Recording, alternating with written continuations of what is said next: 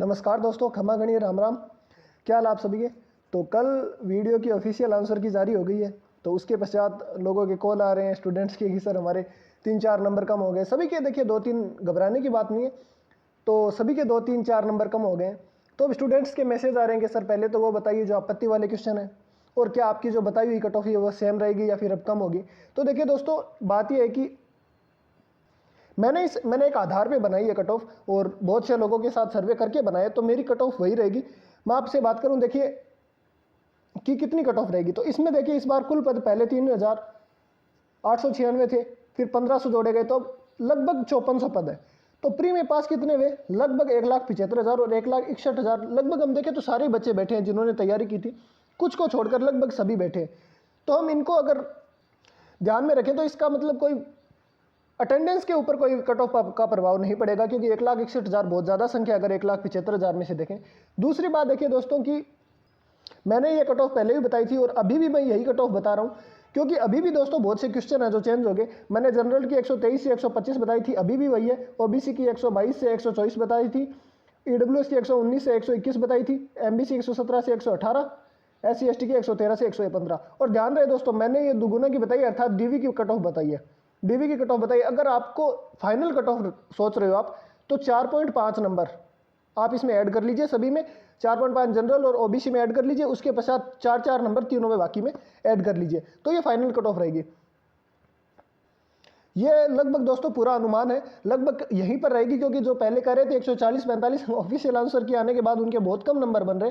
क्योंकि क्या होता है कि दोस्तों जब वो यूट्यूब से मिलाते हैं क्वेश्चंस, तो जो यूट्यूब चैनल वाले उनका क्वेश्चन किया हुआ सही बताते हैं तो उसी को सही मान लेते हैं। तो ये होता ही है, वेरिएंस हमेशा ऑफिशियल कट ऑफ में, ऑफिशियल आंसर की में और यूट्यूब के आंसर की बताई हुई हमेशा 5-6 प्रश्न को अंतर रहता है। तो वही इस बार हुआ है। तो अब हम देखते हैं कि जो आपत्ति वाले क्वेश्चन है जो चेंज होंगे फाइनल में, आप लगाना चाहो आपत्ति, 2 दिन आपत्ति का समय है, तो वो देखते हैं हम। जैसे दोस्तों इस प्रश्न की बात करें तो इस प्रश्न में ऊंचाई के साथ अपवर्तनांक घटता हुआ ये माना गया है बोर्ड के द्वारा, लेकिन आंसर ये हो गया कि ऊंचाई के साथ वायुमंडल का अपवर्तनांक बढ़ता है। मैं एक छोटा सा एग्जांपल देता हूं। जैसे ये पेड़ है, तो गर्मियों के वक्त क्या होता है कि नीचे की सतह सड़कों पे बहुत गर्म हो जाती है, तो ये धीरे धीरे ऊपर चलने लगते हैं। तो ऊपर क्या होता है कि बहुत ज्यादा वायुमंडलीय हो जाता है और नीचे कम रहता है घनत्व। तो जैसे ही आप जानते होंगे कि सघन से विरल माध्यम में जाती है तो वो थोड़ी हट जाती है विलंब से, और धीरे धीरे हटती क्या होता है कि वो पूर्ण आंतरिक परावर्तन हो जाता है, फिर से परावर्तन ही हो जाता है। तो ये पूर्ण आंतरिक परावर्तन की घटना है जो मृग तृष्णा की बात करें जो, तो वह धीरे धीरे सघन से विरल में आती है, अर्थात नीचे की ओर क्या होता है घटता जाता है, और ऊपर की ओर जब हम जाते हैं तो अपवर्तनांक बढ़ता जाता है। तो यही इसका आंसर होगा। अगर आप कहोगे तो मैं इसको विद प्रूफ भी दे दूंगा, आप ने कमेंट में बता दीजिए। अभी भी इसके अलावा जो मैंने 3-4 प्रश्न लिए उनके अलावा भी कुछ प्रश्न है जिन पर अभी संदेह है कि वो सही नहीं है, लेकिन मेरे को उनके प्रूफ नहीं मिले। आप कमेंट्स में बता दीजिएगा कि अगर आपको चाहिए तो मैं आज शाम तक आपको सभी के प्रूफ के साथ वीडियो बना दूंगा। अब नेक्स्ट क्वेश्चन की बात करते हैं।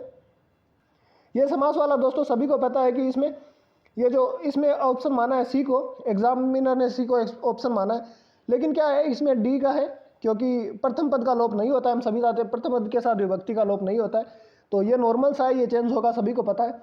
और नेक्स्ट क्वेश्चन की बात करें तो ये रेबारी वाला आया दोस्तों। तो रेबारी 12 में है, ये हम सभी को पता। 12 में नहीं है, क्योंकि रेबारी जाति है जो वो पश्चिम राजस्थान में पाई जाती है, और इसका उत्तर केथोड़ी सिमलवाड़ा माना है। तो इस पर अवश्य ही संदेह है, तो ये डिलीट होने चेंज करने जैसा है।